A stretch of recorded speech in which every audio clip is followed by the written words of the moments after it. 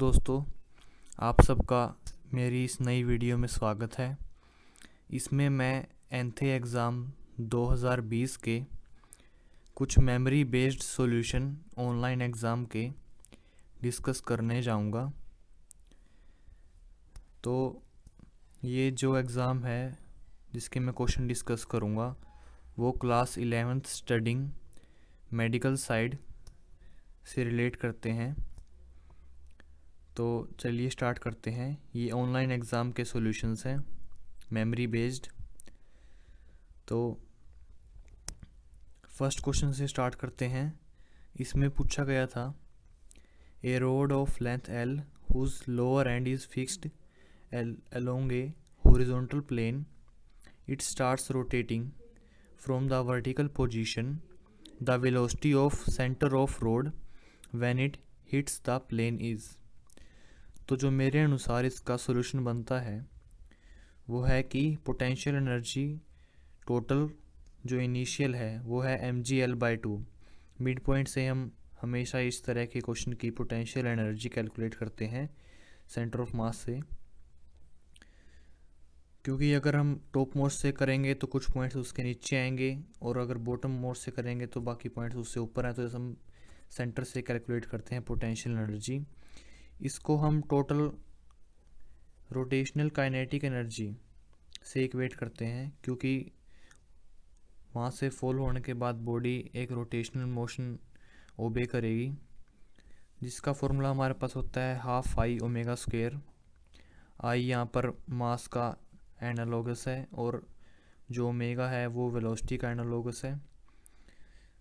तो इक्वेशन के second point में mgl/2 equals to half I की जगह हम ml²/3 जो कि एक रोड का मोमेंट ऑफ इनर्शिया होता है एंड किसी भी एक एंड से अगर हम लेते हैं तो half ml²/3 into omega square as it is.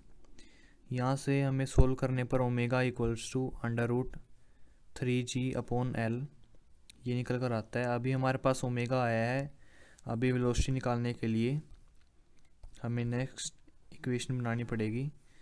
इसमें velocity equals to omega r, ये हमारे पास एक प्योर रोटेशन का एक फॉर्मूला होता है। इसमें हमें वेलोसिटी अबाउट पॉइंट बी निकालनी है, that is omega into distance from the point of rotation to b. तो पॉइंट ऑफ रोटेशन जो हमारे पास ए है जो कि ग्राउंड के साथ कांटेक्ट में है, वहाँ से लेकर बी पॉइंट तक हमारा जो डिस्टेंस बनता है वो है l/2। तो ओमेगा मल्टीप्लाई l/2। तो इसका जो रिज़ल्ट बनता है हमारे पास लास्ट में सोल्व करने के बाद वो बनता है √3gl/4 होल अंडर रूट। तो ये इसका आंसर है। अगर हमारे पास पूछा होता velocity of the upper and तो हम यहाँ पर सी का डिस्टेंस लेते, date is omega into L करते, लेकिन सॉल्यूशन में हमारे पास यही पूछा गया था velocity of centre of mass when it hits the ground. तो उस टाइम तक total potential energy rotational motion में चेंज हो चुकी होगी, तो इसलिए हमने ये स्टेप्स परफॉर्म किए हैं। नेक्स्ट क्वेश्चन की तरफ चलते हैं। ये एक क्वेश्चन था डायमेंशनल एनालिसिस पार्ट का। इसमें दो कांस्टेंट लिए गए हैं जो ये एक्सप्रेशन दिया हुआ है ए और बी, और हमें ए बी का डायमेंशनल फार्मूला बताना था। तो चलिए मैं आपको आगे सॉल्यूशन एक्सप्लेन करता हूँ। इसमें एक डायमेंशनल एनालिसिस में एक बहुत ही इंपॉर्टेंट कॉन्सेप्ट होता है कि जो भी हमारे पास टर्म पावर में होगी उसका नेट डायमेंशन ज़ीरो होगा, मीनिंग कि वो डायमेंशन लेस होगी। यहाँ पर ई की पावर है b/kbt। के बी यहाँ पर हमारे पास बोल्ट्जमैन कांस्टेंट है, तो इन दोनों की पावर इक्वल होगी तभी ये होल टर्म डायमेंशन लेस होगी, that is b equals to kbt। T हमारे पास टेम्परेचर, b एक कांस्टेंट और kb बोल्ट्जमैन कांस्टेंट। तो यहाँ से हमारे पास एक जो हमें रिलेशन याद होता है kb/Na equals to r into n. Na यहाँ पर Avogadro number, r universal gas constant and n is number of moles. तो यहाँ से b की जो डायमेंशन आती है हमारे पास वो आती है nRT। के की जगह हम पुट करते हैं r इंटू एन, तो हमारे पास b की डायमेंशन nRT आती है और nRT होता है pv के इक्वल। तो इसको हम एनर्जी के साथ भी रिलेट कर सकते हैं। pv की डायमेंशन सेम एज एनर्जी की डायमेंशन होती है, क्योंकि वॉल्यूम इंटू प्रेशर को हम लिख सकते हैं pressure into area into length, that is equal to work और that is also equals to energy. तो यहाँ तक b हमारे पास आया है एनर्जी की डायमेंशन में। अब हम a के लिए सोल्व करते हैं। a दिया हुआ है हमारे पास, जब हम वापस उस प्रीवियस एक्सप्रेशन को देखते हैं तो I equals to a T square into constant. यहाँ पर हमारे पास जो T है वो टेम्परेचर है और I है ये करंट है। तो यहाँ सर अगर हम A की डायमेंशन निकालते हैं, क्योंकि कांस्टेंट को हम नेगलेक्ट कर सकते हैं, तो A equals to I into T raise to power -2। तो T को यहाँ जो T टेम्परेचर है इसको हमने K से रिप्रेजेंट कर दिया, that is kelvin, K raise to power -2 into A। तो A इज़ यहाँ A जो यहाँ पर ये A है, ये तो है, ये वाला A है करंट, डेट इज़ एम्पियर की फॉर्म में, और जो ये हमारे पास K है ये है हमारे पास टेम्परेचर का रिप्रेजेंटेशन केल्विन। तो इसके बाद हम ए बी को मल्टीप्लाई कर देते हैं, हमारे पास दोनों चीज़ आ चुकी हैं। तो b की डायमेंशन होगी ml² T-2 और a की हमारे पास डायमेंशन होगी a इंटू के रेज टू पावर -2। तो फाइनल जो हमारे पास एक्सप्रेशन निकल कर आता है वो है ml² a T raise to power -2 के रेज टू पावर -2। तो यही इसका फाइनल आंसर है। होप आप सबको ये समझ आ गया होगा। नेक्स्ट क्वेश्चन की तरफ चलते हैं हम। ये एक इलास्टिसिटी का क्वेश्चन था, इलास्टिक कोलिजन से रिलेट करता है। इसमें हमसे बोला गया है कि एक पार्टिकल है मास m का, वो एक हॉरिजॉन्टल फ्रिक्शनलेस ग्राउंड पर स्ट्राइक करता है 45 डिग्री के एंगल ऑफ इंसिडेंस पर, और उस ग्राउंड का कोफिशिएंट ऑफ रेस्टिट्यूशन दिया गया है हमें 1/√2। हमें फाइंड करना है वेलोसिटी ऑफ पार्टिकल इम्पैक्ट के जस्ट बाद में। तो चलिए आगे मैं आपका इसको सोल्यूशन दिखाता हूँ जो मुझसे सोल्व हुआ है।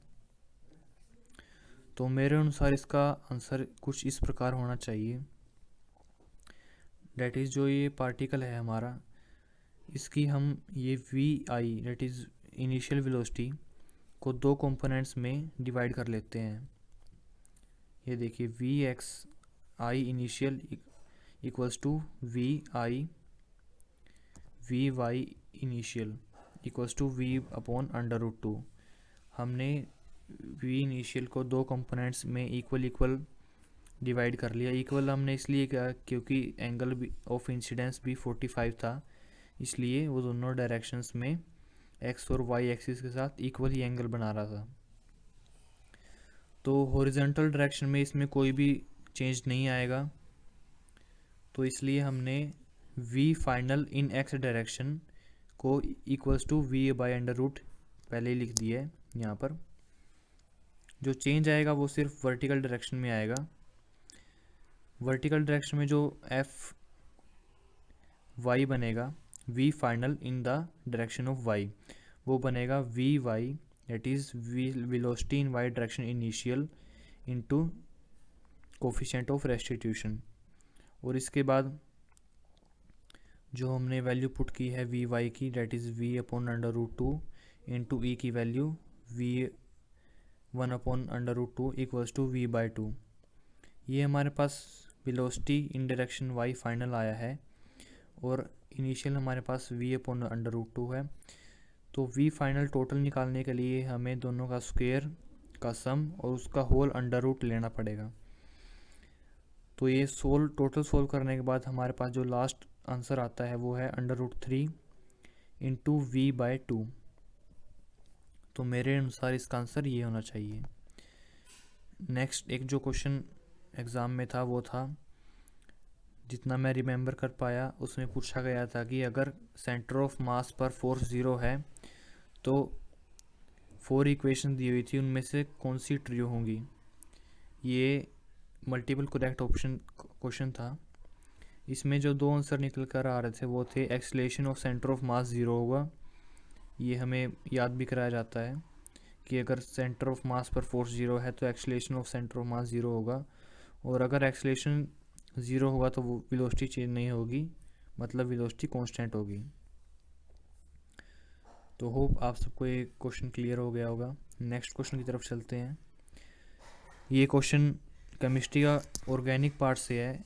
इसमें पूछा गया था कि इसमें 4 स्ट्रक्चर्स दिए हुए थे, जिसमें से जो स्ट्रक्चर मैंने बनाया हुआ है ये उन चारों में से करेक्ट आंसर है। इस स्ट्रक्चर में पूछा गया था, उन चारों स्ट्रक्चर में पूछा गया था कि वो कौन सा स्ट्रक्चर है जिसमें maximum number of sigma bonds हैं। जैसे सिग्मा बॉन्ड्स और पाई बॉन्ड्स होते हैं, उसमें सिग्मा बॉन्ड्स हमें हाईएस्ट नंबर किस में है ये बताना था। तो जो ये फिगर है इसमें highest number of sigma bonds हैं 21, that is 6 of H connected with the carbon of ring and 6 within the carbon of the ring, 12, and left they are in the side chain। और एक ये matrix match chemistry portion की,